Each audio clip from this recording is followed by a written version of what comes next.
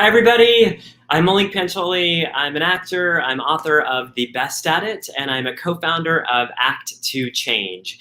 Happy Pride. If you are watching us on Facebook or YouTube, please say hello in the chat. Let us know where you're tuning in from.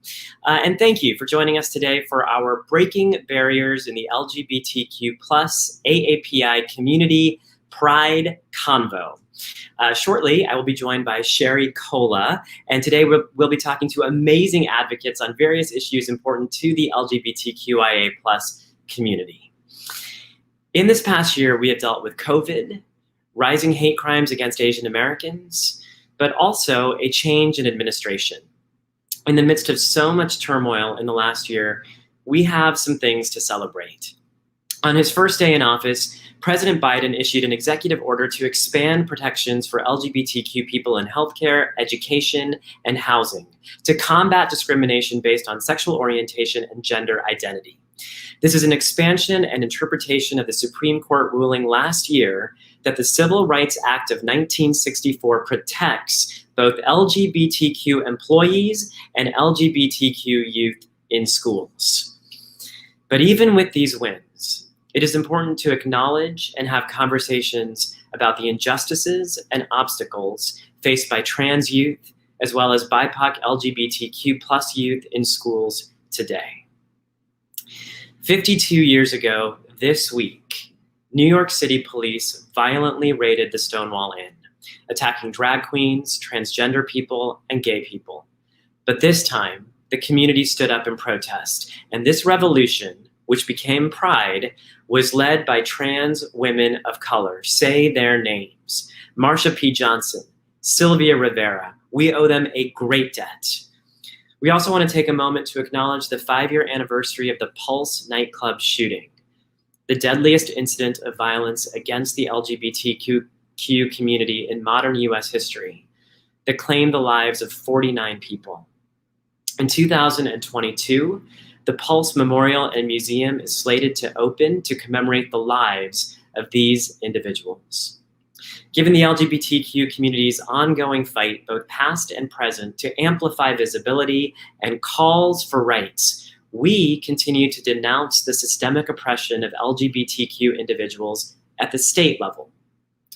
This year, state legislatures across the country have introduced more than 250 bills to restrict trans rights.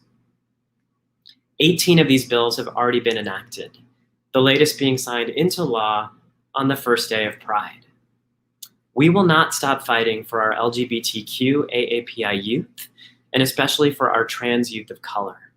To talk about how we will continue advocating and moving our work forward, we have some amazing folks joining us today that are breaking barriers in the LGBTQ AAPI community. So please join me in welcoming our first guest and my co-moderator, Sherry Cola. Comedian, actress, writer, and prodigious talent, Sherry Cola has emerged over the last couple of years as a rising star in the entertainment industry. She was named One to Watch in 2019 by People magazine, and 11 Asian American comics who need to be on your 2020 radar by Entertainment Weekly. She has shown creative expertise in diverse roles, from scripted drama and comedy to hilarious original stand-up sets on stage. Cola stars on Freeform's critically acclaimed series Good Trouble, which is on its 3rd season. She shines as Alice, a queer first-generation Chinese American who aspires to be a stand-up comedian and manages the apartment complex all the characters live in. Cola is set to voice a main character in Paramount Animation's upcoming feature, The Tiger's Apprentice. So please join me in Mary. You've been on this whole time. Thank you. Oh my goodness. Believe it or not, my mom wrote that entire paragraph. So hard to believe. Your mom is so comprehensive. She knows your work, Sherry. She knows me. She knows me. She's my biggest fan. Hello, my love. Happy Pride. Happy Pride. How are you? Look, I'm counting my blessings, you know. I feel like this Pride especially, I'm just fully embracing and celebrating every single one of my layers, you know, more than ever. I think I feel limitless in a lot of ways because of the resilience, because of the strength we you know had this year. I mean, the sense of community is really beautiful. So I'm so just thrilled to be with you today. I love that you're saying that. Did you celebrate Pride? Did you do something for the actual day? Oh, honey, we were doing lots of stuff. We were going 0 to 100. I mean, I live in West Hollywood, so enough said. Yeah. We were at a lesbian night on Friday at the W. We're just going 0 to 100. This That's post back amazing. was city opening up, so I think just partying in a way where we weren't able to for a year and a half, and just kind of not taking these human connections for granted. I think we're kind of remembering that. Yeah, what a beautiful way to like tie in Pride to also just being able to be in community with other people. I love that. Sherry, so all of our viewers know you as the hilarious Alice from Good Trouble, who is trying to find her voice comedically and personally. But what has been your personal journey in finding your own comedic voice and your own platform? The really dope thing about TV is that, I've spent 50 episodes with this character. You grow with her, you get to know her. She's my other half, and so as she's discovering who she is, the evolution of being, comfortable in her own skin, I've grown as well in the past few years, just, using my voice and kind of amplifying my community. However, whenever I see an opportunity, whether it be on social media or through stand up. I think when you have a platform, you really can't let it go to waste, So now I'm having these conversations and that are overdue, whether it be with my mom or, just on stage, like talking about it's just, I mean, like after the Atlanta shooting, for example, it was so devastating. And I put out this poem kind of just expressing how I felt. And, it really, the ripple effect of using your voice and expressing yourself as a queer Asian woman, like just goes a long way, and how you can just touch so many people. And, a few days after that, I had a stand-up show and I was so conflicted because I was like, well, this is a comedy show. Do I bring up the Atlanta shooting? Well, I have to. Like, I have to. It's on my mind. Well, I mean, I'm supposed to be there to make people laugh and warm up the crowd. Is it too serious? No, but if I have a stage, I have to, what I mean? All these things. And of course, I ended up talking about it because back to, if you have a platform, you cannot waste it, So I think just with Good Trouble, just being the show that it is, I've completely just learned so much and advanced as a human being. And I've just never felt more proud of being bisexual, Chinese American, female, immigrant, and I just can't wait to keep representing. I love everything you just said. It reminds me, we had Bowen Yang spoke for us during our event in May, and he also talked about wanting to address the Atlanta shootings and using his platform on SNL as a comedian. And it's actually very powerful because comedy is a way to connect us all and is a way to, relieve all those tensions that might be in the air and actually get people talking about things. So thank you for doing that. I just want to say too, like as an actor who works on TV, what a gift it is to get to spend 50 episodes, because not every show lasts for that long and not every show gets that long of a run. And so what a great thing for you to get to develop this character over that length of time. Would you say that there are parts or identities of the character that you feel more connected to, and have the writers allowed you to bring parts of yourself to this role or capitalize on that?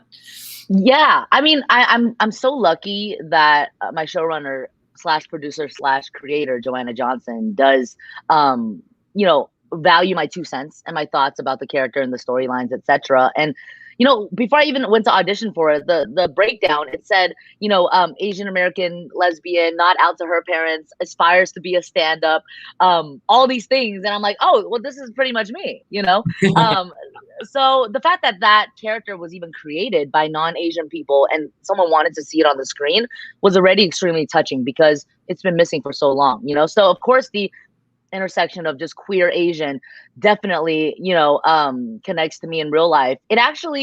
So me booking this role actually liberated myself in real life, because I ended up coming out to my mom when I booked the role, with no pressure from anyone but myself, because I've been bisexual my whole life, really. And, my friends know I've been just doing my thing, but my mom, who's my rock, my whole existence, my heart, did not know.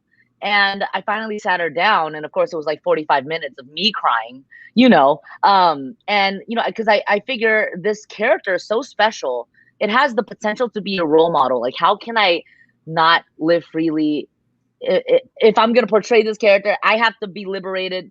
I have to spread my own wings, So it even helped me in that way. So that's just really, I mean, it's a dream come true. It really is the best case scenario playing this character on this specific TV show, and like what it's done for me. I do feel like home, it's a safe space. And Margaret Cho just recently guest starred, and like she's the original bisexual female Asian stand-up comic, and the fact that I get to share the screen with her, and of course that's with help from Joanna Johnson, who really just sees my fire and passion about representation in real life and honors that and respects that in the stories. So there's a lot of crossover. Yeah. That's fantastic. So Sherry, you've brought up your mom a few times now. One, she writes great bios. Two, you talked about your experience coming out to her. What would you say to kids that are watching you on television, but also to parents that are seeing a character like you on television? Yeah. They see a version of their kids in you. Yeah. What would you say to them, particularly at this intersection of being both LGBTQ and AAPI? I mean, the female queer Asian experience is so complex, like I'm still unpacking it. This weird tiptoe of like when you grow up, dating's not talked about at the dinner table, let alone sexuality, at least for my household.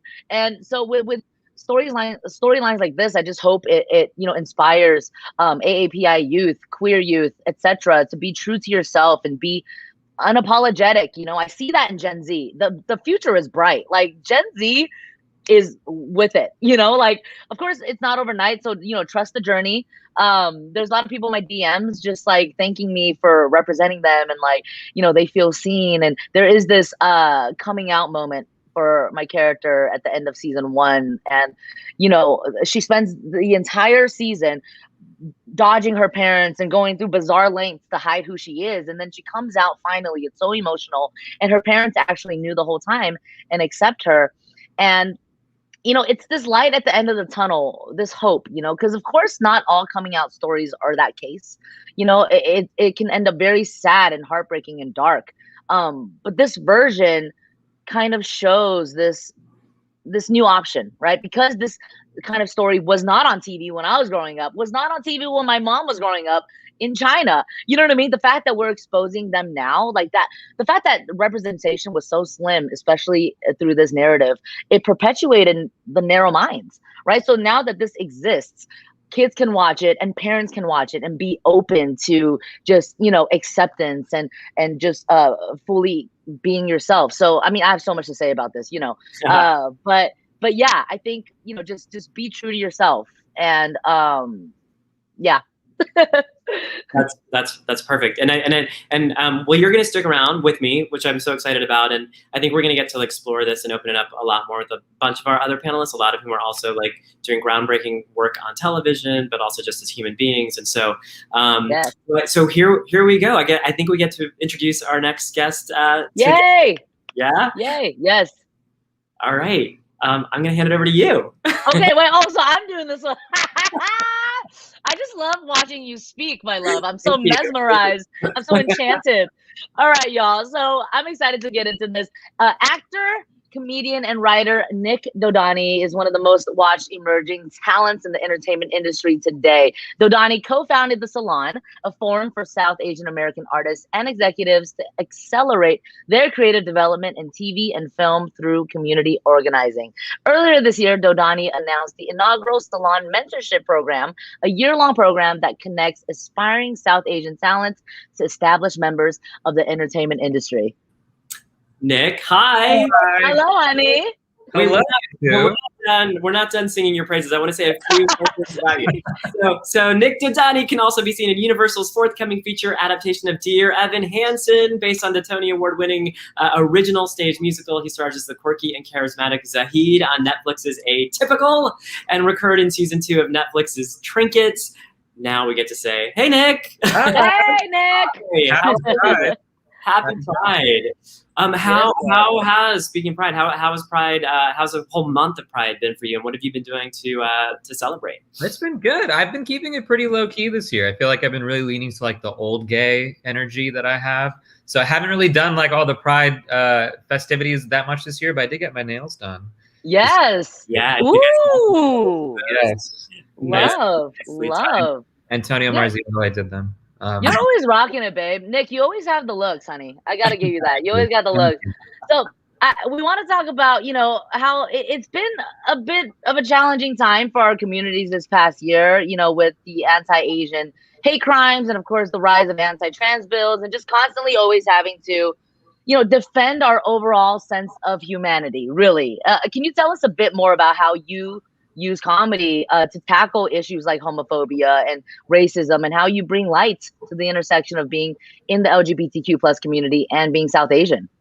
Yeah, well, I feel like what you were talking about, Sherry, just like using stories to show people different realities and our realities. And so I think, comedy is a great way to do that. A lot of folks are more receptive, I think, to other people's experiences when it is couched in comedy. We get to Trojan horse in a lot of serious issues like racism and homophobia and the intersection of those two things, and sexism and all of it, ableism. And you get to laugh. I think sharing a laugh with somebody is a great way to connect, and especially with someone who you disagree with. And so that's what I try to do in my comedy. I will admit, though, I haven't done stand-up in quite some time. And part of it is because doing or being queer and Asian in the stand-up world is tough. I have so much respect for you, Sherry. Like, it's hard. It's really hard. And Yeah. I've taken a short little hiatus from that. Listen, can you unpack that a little bit? Like, what does that look like? What are those challenges? It's just it's a really white and male and straight and cis dominated world. I mean, like, as is the whole industry, but stand-up especially has this special toxicity to it. Sure. I'm sure, Sherry, like, your experience has been similar, perhaps? Yeah. I mean, you know what? I've been trying to shift my perspective lately and kind of see, like, the fact that I'm queer, Asian, female, etc. That's a superpower here. That's an advantage versus these other people on the lineup who have the same perspective, things we've heard before. I'm going to come in with this unique spice, and but like you said, comedy really is powerful. Like, it's not just rubber chickens and punchlines. We are almost brainwashing people, right? They're walking away chuckling, but they actually learn something about, the queer Asian experience. So I think it really is powerful. And I can't wait till you hit the stage again, babe.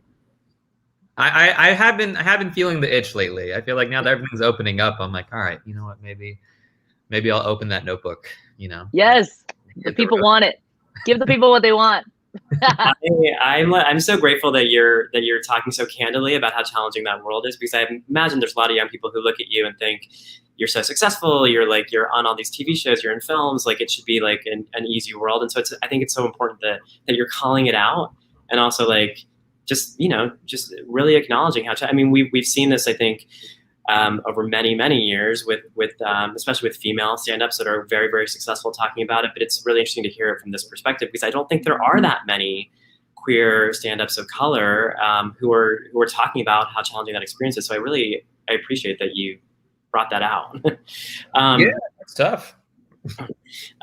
Nick, so I want to talk about Dear Evan Hansen a little bit. I'm a huge fan. I think everybody in the world is a huge fan, which is why it turned into a movie in the first place. But for the few folks out there who don't know what it is about, it's a musical about a high school senior with social anxiety disorder, and his journey of self-discovery following the suicide of a fellow classmate. So speaking about another thing that doesn't get spoken about a lot, I know that especially in our South Asian communities, mental health is rarely legal. It's that intersection of mental health and being LGBTQ. So can you talk a little bit about that, like what it's like being a part of this film that is addressing mental health, and how has that enabled you or not to bring these kinds of conversations back into our communities? Yeah, absolutely.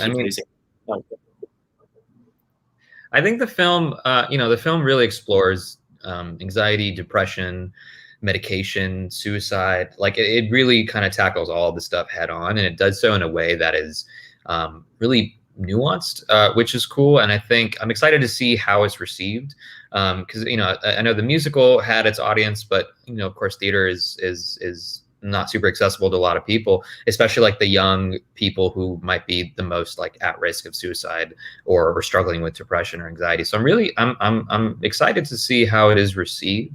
I saw it a few weeks ago. It is heartbreaking, and so I I don't know. We'll see how it lands. It's just such a moving, powerful, sad story, and I think it'll inspire a lot of conversations around mental health. Whether that like penetrates the South Asian community, who knows? We'll see. Hopefully, I do feel like we've seen a pretty significant uptick in the conversations in our community as of late. Like I see it in my own extended family. Like, you know, my aunts and uncles are openly talking about depression, which is something that was just shocking for me. You know, I think the credit goes to a lot of like activists and online people that are like, you know, really doing it. There's this account called Brown Girl Therapy that on Instagram and Twitter that has like really great resources and really great content for South Asian people specifically regarding mental health. So if you're looking, you should look up Brown Girl Therapy. Well, yeah, I'm definitely gonna look that up. And I do see a shift as well, Nick. It's because we are having these conversations, you know, as a community that has been bottling up their emotions forever. You know, we're finally kind of calling things out and letting things off our chest, which is beautiful. Along the lines of, you know, talking about different abilities, statuses, we have to talk about your phenomenal role, of course, in Netflix's Atypical, which has brought the conversations around autism into the mainstream zeitgeist. Can you tell us more about, like, you know, what it's like being a part of such a huge show that's been so monumental when it comes to autism representation in the media? It has been an honor. I know that's cheesy to say, but it really has. I mean, to be a part of a show that centers a character who is on the spectrum and in all his wonder and flaws and all of it has been incredible. I feel like it's made me a better person. Throughout the last 4 seasons of doing the show, I feel like playing Zahid, someone who loves Sam unconditionally, and you know, is his best friend through thick and thin. I think it's just made me a better person. It's made me better at communicating. It's made me better at empathizing. It's made me better at understanding different people. And, you know, I have so many folks in my life who are on the spectrum, and it's been cool to see the impact it has had on the community. That all being said, I also do want to like acknowledge the criticisms of the show. You know, we don't have any writers on the spectrum. We don't have any major characters, you know, no series regulars rather, who are played by actors on the spectrum. And I think those are really valid criticisms that I don't want to like sugarcoat or avoid talking about and wish it was different. But, you know, I don't run the show. Yeah, sure. Thank you for acknowledging that, Boo. And, you know, I think it is really beautiful that you've learned so much from the show. You know, I think as actors, we want to be a part of projects that are intentional, you know, like stories that actually move the cultures forward, move conversations forward. And yeah, I mean, I feel the same way about Good Trouble. You know, it's like we talk about Black Lives Matter, trans rights, equal pay, etc. And it's like I have become a better ally in so many ways because of this television show. And that's really what it's about. So thank you for sharing all that. I feel Malik, like are you frozen? I believe he's frozen. Oh my God, Malik is frozen. Oh no. Okay, so Malik is frozen. I'm gonna push through. But yeah, I mean, I think it's such a beautiful thing that we get to tell these real stories, and just spread awareness through our arts and also through you and I mean, you know, you and me, we went live during the voting days. Yeah. To talk about it, you know, to what a lifetime ago. But I was just gonna say, doesn't that feel like so long ago? So long ago. But that's what it's about, you know, using our voice on and off set. So thank you so much, Nick, for joining us. It's been such a pleasure getting to know you. Yes, and I hope Malik comes back. And I hope all of us can go get a drink sometime soon and just celebrate the community. Happy Pride, my love. I'm gonna bring on our next guest, the fantastic Gina Rosero. Yes, honey. Hello, my dear. So Gina Rosero, born and raised in Manila, Philippines, and is an award-winning producer, writer, model, public speaker, trans rights advocate, and co-host of the Webby Awards honoree TV show Aspirist, broadcasted on HLN CNN. She's one of the top 25 transgender people who influence culture by Time magazine. First of all, congrats on all of those beautiful accolades. Thank you. And just to continue before Malik hops back in, she's also. Malik. Oh my God! I don't know what Malik. We love you. We want you back. We miss you so much. But she's also a board member of the New York LGBT Center as the 2020 national chair for Stonewall Day in June. She helped raise close to $100,000 for Black and Brown led LGBTQ plus organizations affected by COVID-19. You're also a partner on FamilyQ.org, a queer-led volunteer network distributor of FDA-approved personal protection equipment for frontline organizations. To date, they've donated more than 100,000 masks. Wow. Gina is paving the way truly for so many trans women of color and has been a force of positive social change for all. Gina and Malik! Gina, welcome, Gina. Welcome, Gina. How you doing, babe? Hi. Hello. So happy to be here.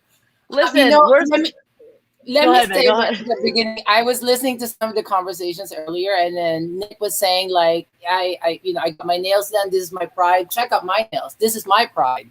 I've been partying, you know. Well, you got the wind. You have the fan going or something. You got like the hair is like blowing. What do you mean? What? What? This is your natural breeze. What? Your natural aura. Oh my gosh, that's so glamorous. I want one. I want a Oh my fan. goodness. Yo, we adore you so much. For the world to hear about that. Yes, we adore you so much, and we're just such a fan and truly in awe of everything you've accomplished. How has your Pride Month been this year? You know, especially because we couldn't celebrate fully last year. You know, I saw photos from Stonewall Day; they looked incredible. Yeah, I mean, it's obviously nuts. You know, we've had crazy month. You know, I actually just got back. I was traveling for about 3 weeks. I was actually in Los Angeles. I was the national chair and executive producer for Stonewall Day, Pride Life Stonewall Day. And it was my very first travel after have not been traveled. And I went from like not going anywhere to like, I'm going to a rock and roll concert, hosting it, live concert, the first live event in Los Angeles. So I went from nothing to like all the way extreme. So it was incredible, right? It was fun to see friends, I mean, even just to be backstage and to see I was hosting. I'm not a performer, but I always think that maybe I'm performing as I'm hosting. And you could just feel the audience and the energy, right? And, and yes, to open, the Pride Month in LA for Stonewall Day celebration was incredible. We moved it to from New York to Los Angeles and collaborated with people. Adam, Lambert performed. Amazing. Yes. And it's also just a good reminder, right? I mean, like Stonewall, it need to be a reminder what it means, right? Even as a national chair of Stonewall Day, centering organizations. It's a fundraising that centers organizations that are trans-led, particularly Black and Brown trans-led organizations. This year, we were focusing with Translash, which is a media organization started by Imara Jones, and also Transtech Social Enterprises, started by actress and our dear sister, Angelica Ross. So centering trans people of color is what I'm all about. It's amazing. So speaking of that, our events theme tonight is all about breaking barriers. You have seriously shattered countless ones in terms of trans representation, speaking at a TED conference, being the first trans woman named Playboy Playmate of the Year, and so many others that we can't even mention them all. What is it like for you being a pioneer for AAPI trans representation? Well, I mean, it's, first of all, I'm honored to, and I know the degree of privilege that I have now in my life, right? Growing up from a poor working class background, the first half of my life in the Philippines, to be able to, first of all, the family that have supported me since the beginning of my journey, even, a very conservative Catholic mother who also truly loves her trans daughter, who also allowed her trans daughter to pursue a career in the arts, as a Filipino mother, really, I've had that support, which is incredible. And I say that because it truly had helped me a lot to envision a lot of the things that I really wanted to do. Yes, there were so many difficulties. Even, when I was a model in New York for close to 8 years and I was in the closet, my model agent did not know I was trans. So to get from that, or living in shame, living in paranoia, to like going to the other side of unapologetic, I'm a proud trans woman, let's pass this policy and let's change the world, let's speak, let's break barriers, let's be in spaces where trans voices have never been centered, right? To find trans equity in those places where they never thought that they need trans equity. I want to be there, and not just me, and talking about pioneer, like I when I'm the only one in the room, I acknowledge, the power and beauty in that, but I certainly, there's a follow-up question, keep that door open and keep people moving in, So Yes. that's how I feel. Yes. Thank you. That was so powerful. I mean, speaking of kicking the door in and breaking barriers, earlier this year, you were able to speak at the United Nations on International Day Against Homophobia, Biphobia, Intersexism, and Transphobia about how institutions need to deconstruct transphobia, racism, sexism, ableism, etc., by amplifying the narratives of the most marginalized people. I mean, what was that whole experience like? It's so powerful. What do you think we can do, as the audience watching from home, as queer people, as allies, to speak out against transphobia and some of the anti-trans bills being passed right now? Yeah, I mean, like that event particularly, it was the very first high-level event at United Nations to not just trans, but like furthering that, which is like going beyond binary.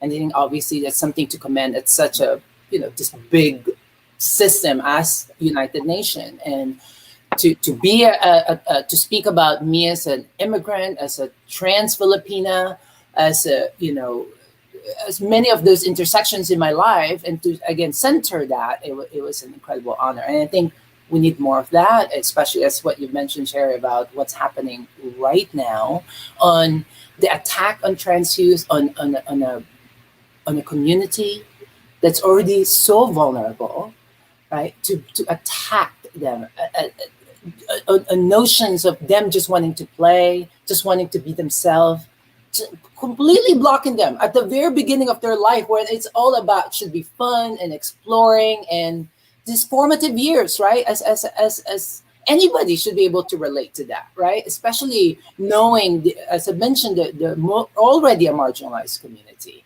And we need to get behind that, especially even now in as we're closing out Pride. Pride celebration should also continue July 1st, July 2nd, August, September.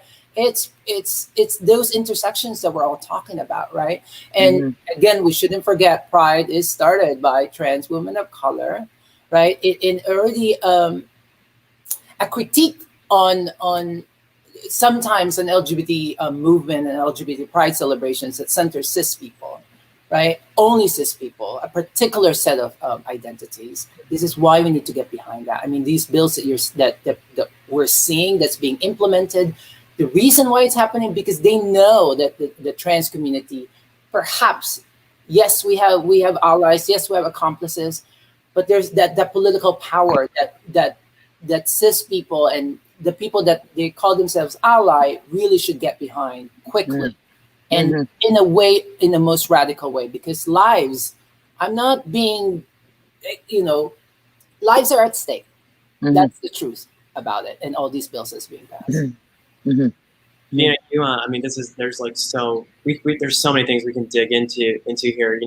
At Act of Change, we're focused on youth, and we're focused on celebrating youth and letting them be the best versions of themselves. And I just want to touch on two things, if it's okay, that you mentioned on this journey to being yourself. One was your mom, who's a proud mother, and Sherry mentioned her mom earlier.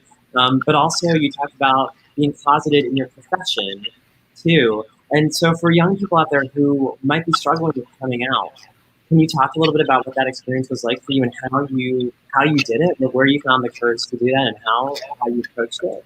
It's really, it still give me goosebumps speaking about this, because it really, obviously very traumatic as I look back on that. But it's a healing journey that I have gone through in that process. You know, to live my life.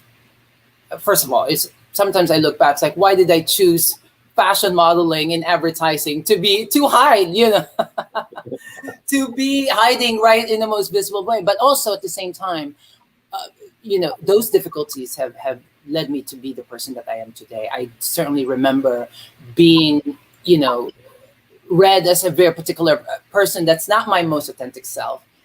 It limited my career. It limited my relationship. It limited for me to spread my wings in all levels, spiritually, mentally, obviously the economic damage of not being able to, you know, fully be myself.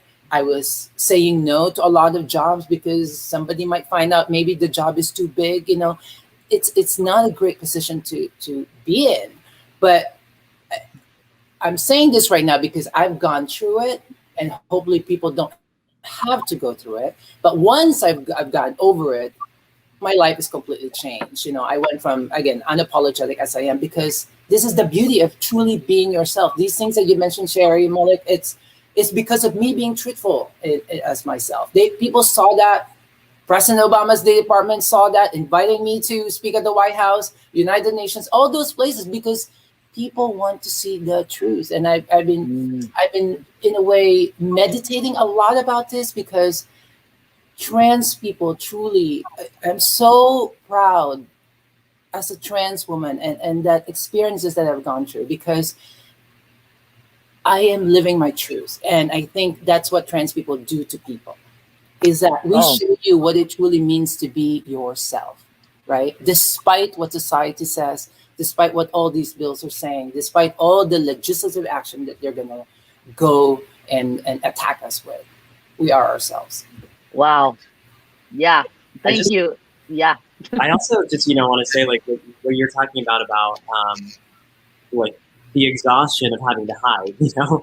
And I know that. Like, there was a period in my own career where I was like, I didn't want people to know that I was gay, and if I was playing a straight part, I'd have to show up to set and pretend to be straight. But even if I was playing a gay part, like showing up to set and pretending to be straight, it's exhausting. Like, it's so debilitating, in fact, and being yourself is so freeing. But I also want to acknowledge that, you know, during Pride Month, people like yourselves, people like Sherry, people like myself, we're also asked to be our authentic selves a lot, and to show up and to be visible and to speak. And that can also be exhausting, to be your authentic self all the time in front of other people. And so, do you have ways that you practice self-care to prevent burnout, you know, to protect? Because when you really think about it, so many of us, like you said about when we were younger, we've experienced a lot of trauma around the fear of what being ourselves would be like, and now we're asked to be so vulnerable. So how do you protect yourself as well? Well, this is the result of dancing, and so dancing, you know, nonstop definitely is one of my favorite version of self-care. I as I mentioned, I just got back from Los Angeles, and I went, you know, camping in the desert with my girlfriend, you know, sitting in beautiful Milky Way, and just for a couple of days, and somehow ending up in Vegas. You know, for me, in some way, not doing the work is my self-care. But also, right after all of that, I was with my family for, you know, as a family reunion that I haven't seen for a while. And, you know, just to be with my family, and my family that truly loves me, my nieces and my nephews, that they don't care about all these. Like, obviously they care, but like, they just see me as me, you know, as their tita who just wants to. We have this word in Tagalog called gigil, which is this unapologetic thing to squeeze someone, and usually with babies and nieces. I actually have a tattoo in it. Yeah, gigil. So, gigil. I just want to giggle my nieces and nephews. So in a way, that's also my self-care. And cooking. I mean, all of those. I'm obsessed with everything you're saying. I think my self-care is just watching Gina talk. That's you are my calm app. Thank you so much for sharing your knowledge, your stories, and your impact, your guidance with all of us today. I know you're just inspiring so many folks out there by being your full and authentic self, and that's truly what Pride is all about. So thank you so much, Gina, for being here. We love you.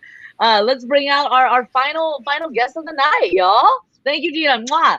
Hi, Gina. By the way, I'm so sorry I left you hanging there. I'm having internet troubles, which I know is like part of a virtual world that hopefully won't be there Hey, forever. it's showbiz. Live showbiz. I love it. Yeah, we're here. Nick, Dodani, if you're still out there, thank you so much. I'm sorry I had to jump off in the middle of that. All right, Gina's amazing. I'm like so moved by that. I'm goosebumps. The wind. Come on. I'm embarrassed that I don't have a wind machine. Same. All right, actor, writer, and musician Mason Temple plays schoolmate and love interest Hunter Chen in his first breakthrough role on the new Netflix series Ginny and Georgia. Congratulations, Mason, on the Netflix show. Yes, honey. So he's both Taiwanese and Canadian. Mason is biracial and has shared his experiences with bullying both personally and for the character he plays on the show. Most recently, Mason has come out, or rather, let the rest of the world know that he's always been bisexual. And we love the advocacy and showing up unapologetically. Welcome, Mason, my bisexual brother. Let's go. What is up? I don't know if you can tell how sweaty I am. Right now we're having in the Pacific Northwest of North America, we're dying from a heat dome or something. So you have if you can hear the fan, if you can hear the fan, please I apologize. Please understand that I am dying of heat right now. There's no AC in my apartment. No, it's all good. We I can do the same thing as Gina, though. I mean, like, yes, I want to see it. There we go. I'll do this entire thing like that. There, how about that? The fans are going wild. I'm going wild for you. I'm going online to buy a fan. Like I know. As soon as we're the internet. Absolutely necessary. I just saw like a meme that was like, people aren't going to be saying like Netflix and chill anymore. It's going to be AC and chill. So yes, you gotta get on that AC and chill. AC is an climate change is real. For sure. Yes. Yeah. But like for real, are you okay? Because it's pretty serious out there, right? Like roads buckling and. It's insane. Apparently the gum wall in Seattle melted, which is like insane. I'm doing fine today. Hello, Scarlett. My little puppy's right here too. I'm doing fine today. Yesterday it was like 10 degrees hotter. I was not doing fine yesterday, but today I'm okay. So I made it past the peak of it. Oh my God. Well, we're sending you as much of BC. So we're sending you hugs and ice cubes. We're sending you. Excellent. Okay, let's dive in. Mason, you stated in past interviews that you have always been you. You've always been bisexual, and the proverbial closet never even existed. Yet, despite the closet not existing for you, you mentioned that people have still made the assumption that you were either gay or straight, and that for Asian men, especially Asian men who are performers and entertainers, people tend to default to gay due to how often they are feminized. So can you share some of your experiences with that intersection of racism and homophobia, people making assumptions, and how you have personally dealt with that? I'm gonna try to keep it as positive as I can here, because I got to be honest, like it's a lot of violence, to be completely honest. But I don't know, like it's kind of it's weird. Like as an actor, I get it from like the very violent, people that we're never gonna convince that we're like human beings, right? I think that's pretty well documented. People have a general idea what that's like, but it even comes from like, allies and progressive people. Like the amount of times people will ask me to play, like a woman or like, the gay best friend, but not in a way that represents my experience as a queer person, but like a very stereotypical like 2000s and prior version of that. It's like way too much, especially from people that consider or maybe have considered allies. Until I got to my alma mater, I had to do this play project where you just like learn about play, you write a report and whatnot. There's one specific play that I read, M. Butterfly by Henry Huang. I believe. It's been a long time, and I'm gonna paraphrase this and butcher it. But basically, the plot of it is an Asian man. He's a performer in an opera playing Madame Butterfly, but he's asked to be a spy for, I believe, I forget which government. I think it's the Vietnamese government, and enters a sexual relationship with a white man, and basically steals secrets from that man. By the end, the white man is in jail. Well, going in court and heartbroken because he fell in love with this what he thought was an Asian woman, and he feels wronged. And the person, I really should have like reread this play, but the person that plays Butterfly says it was just so easy to convince you because like all you Westerners think of the East as weak, therefore feminine and in need of domination, and that's why it was so easy for you. Like you didn't even consider like any of this. And I read that and I was just like that put into words what it felt like growing up. Basically just constantly like the slurs that were always used against me. It was always something about being not straight, and I won't say those ones, and then being Asian, and I won't say those ones either. And it was always in combination with the two. I could not, like my roommate and one of my best friends, Tristan, he's also a skinny Asian male. He's not queer, and he was in musical theater with me, and we could not walk down the hallway like even a meter apart without just getting lobbed with this. Not every day, like every time I walked into the hallway. It was just so natural and easy, and it encouraged almost just by the culture of where I grew up. And I did not see that for the men in my musical theater classes. There were some queer folks that were out. They received it, but they did not receive every single waking second being seen with another my fellow Asian skinny musical theater guy, and that very specific thing. So yeah. It's the only way I've really dealt with that is just ignoring it, to be completely honest, and getting out of that situation. In Vancouver, I don't receive that. I don't receive that kind of intense violence. I receive the more, oh, we think you'd be great for this role, and it's like, why do you think I'd be great for that? You know, like, and why do you think this is great? Like, who wrote this? Who wrote this? Yeah. Thank you for sharing. Thank you for sharing that, my love. I also, I just gonna say, like, I also hope like hopefully talking about it too is part of the healing process, but also I am like, for people out there who are watching to know that they're not alone in it is so important. And David Henry, that's what I hope. That's what I hope. And like, honestly, like without talking and voicing this experience, I don't know if people will really get it. Cause like I've tried to talk to people about it, even queer folks, and sometimes they don't quite get it. But when I talk to like an Asian male, be it that they're queer or not, they get it. They know exactly. Like, unless I'm seen doing like martial arts, I'm gay, and there's nothing wrong with being gay, but it's like the idea of gay is not like not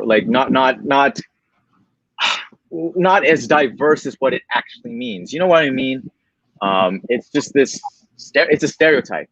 It's a stereotype, and it's absolutely. Yeah. It's so complex. You know, the queer Asian experience, and for everyone watching, you are not alone. Period. You are not alone. Yeah. Well, I think that, I feel like you're touching on this so much already, but you're talking really about intersectionality too. You know, that it's not just the one thing, but there's the other thing that is this potential liability, and hopefully we're turning that around and it becomes an asset. That it's like these are amazing parts of yourself, but I also want to touch on another part of that intersectionality is that idea, like, you know, if you're bisexual, there's people out there like, wow, you get the best of both worlds, or you're biracial, wow, you get to like this culture and this culture. But I imagine that's also difficult. And you said in an interview that there's the challenge around being both, but also being neither, because you're always the other. Can you talk a little bit about that in terms of how you feel like you fit into the world? Yeah, like I don't know. You ask anyone who's biracial, they'll tell you life is like living on the outside looking in. You know,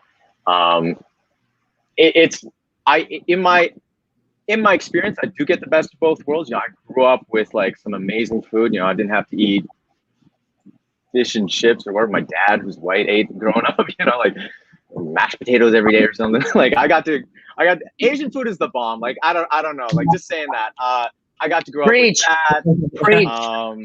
I get to grow up with like a variety of perspectives and a whole bunch of stuff, which is awesome.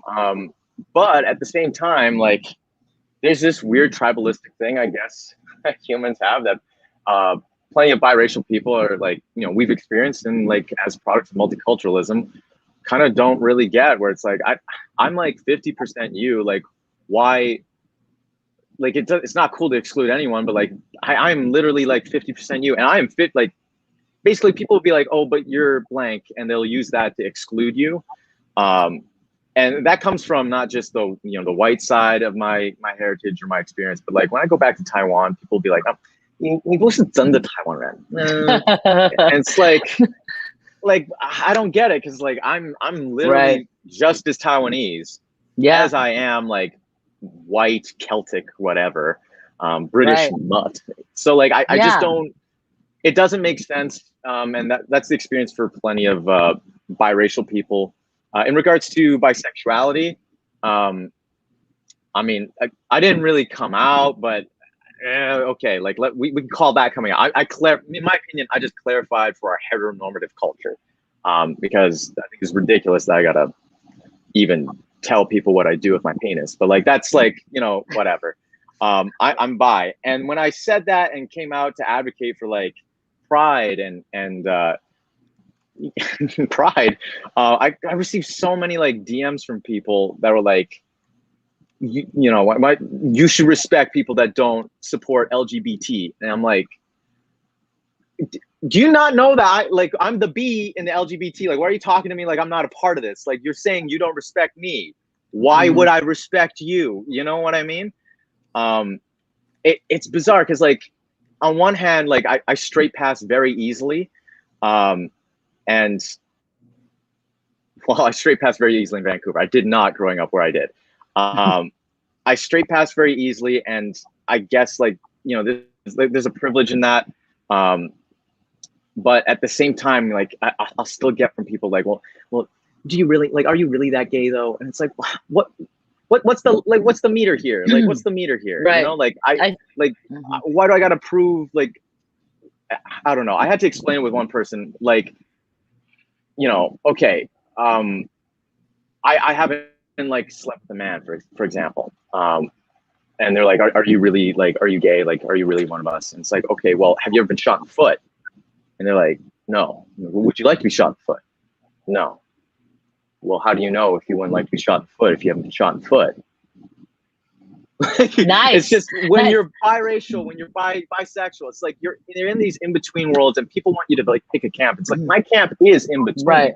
Like I exist in both your worlds. I exist, and because I exist in both your worlds, I exist in my own world because for some reason y'all don't want to accept it. And I'll be honest, like I get that much less from the queer community than I do from straight people.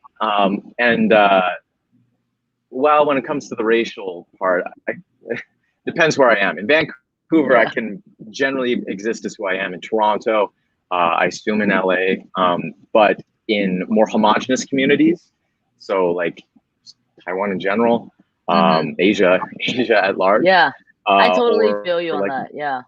Yeah.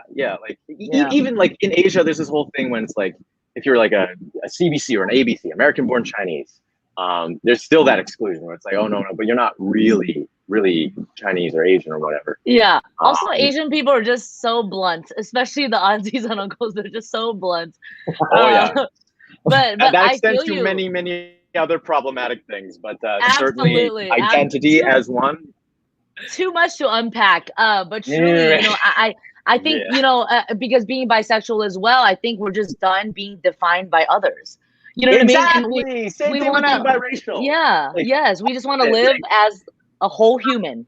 This is all of me. I'm precisely. 100% me, you know? I'm Um, 100% me. yeah, and I'm so proud of you, honestly. Everything you're speaking, babe, is just all the facts and truth and just so insightful.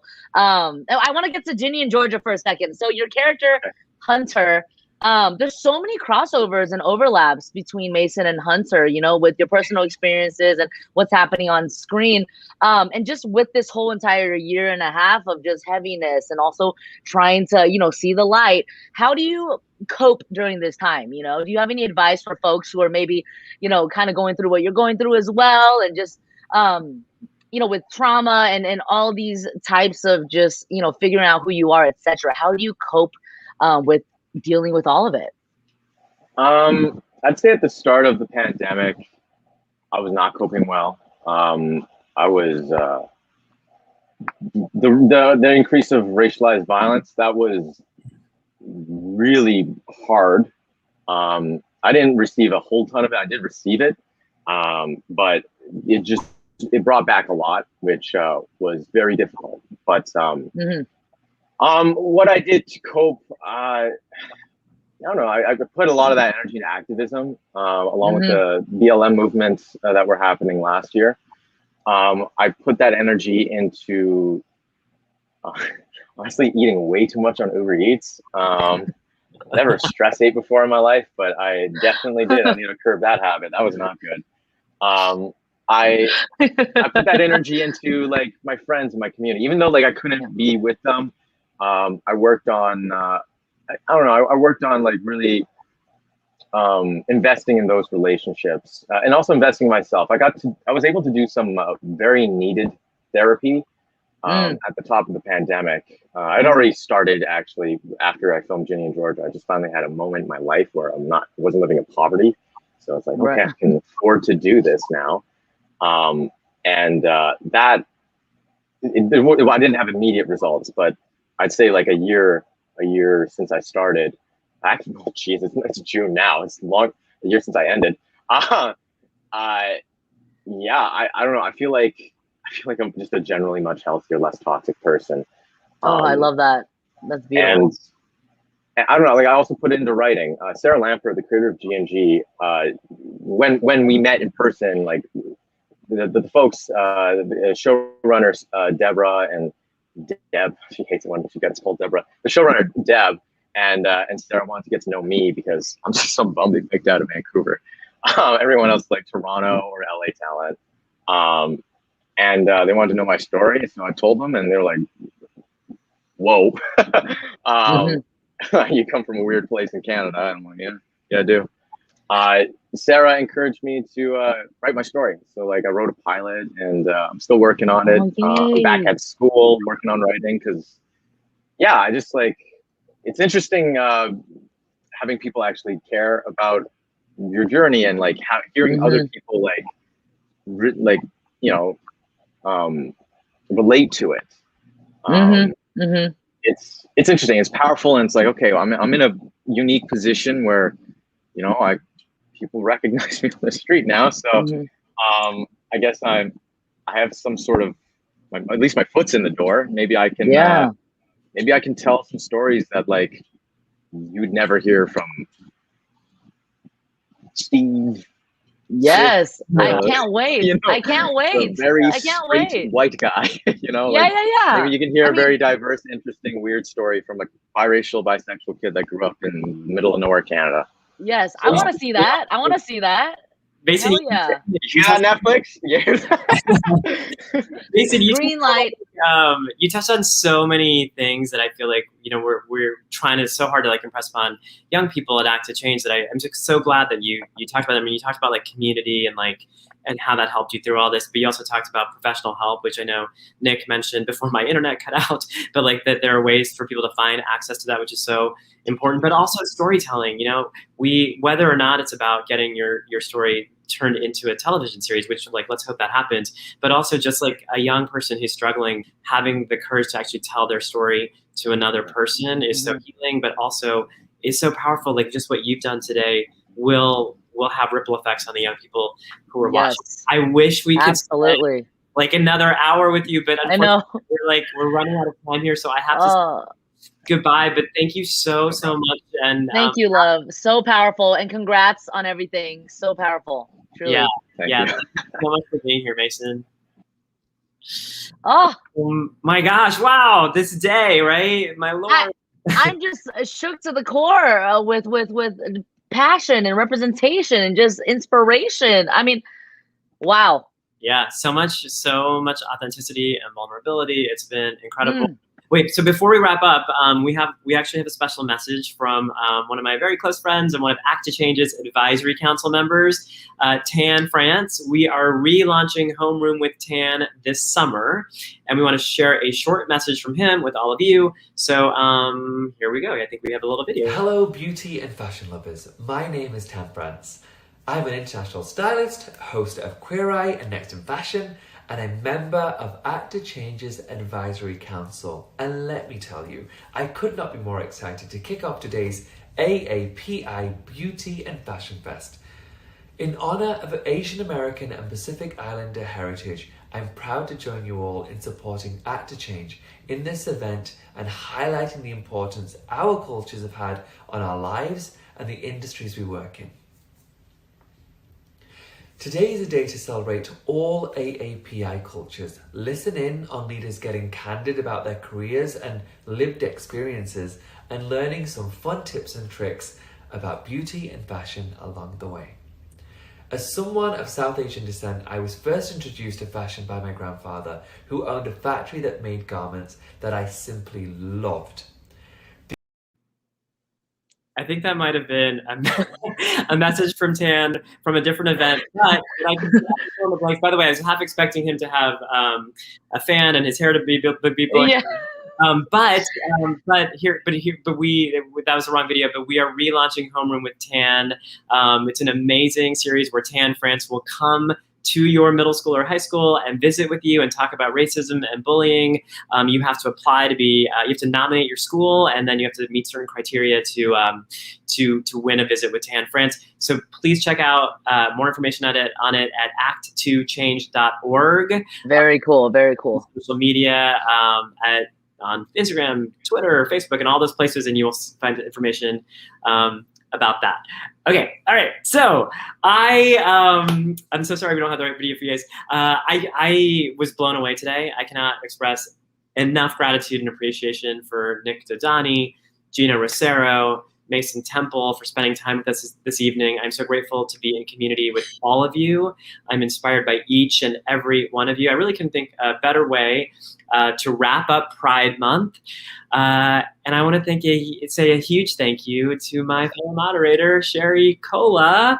This was so fun to do with you. And also, I'm so glad you were there when my internet cut out. Yes, I got you, babe. I have your back forever and always. Thank you so much, Act to Change, for having me and for all you do for the community, just holding space for these important, necessary, overdue conversations. And just, let's continue to call things out and fight for what we deserve, y'all. Happy Pride. Happy Pride, Sherry. I can't wait to see what's next. Everyone, you all know where to tune in to watch Sherry, but also thank you so much for everything. Yes, Hulu, new episodes, July 14th. Good Trouble Season 3. Yay. Thank you so much for being here. It's great to see you. For those of you who want to learn more about standing up to bullying, please visit act2change.org or follow us on Instagram, Facebook, Twitter, TikTok, or YouTube to help amplify our message and celebrate diversity. We are also a nonprofit, and our work would not be possible without generous contributions from people just like you. So if you would like to support our work, including our ongoing initiatives during COVID-19, you can make a tax-deductible donation on our website.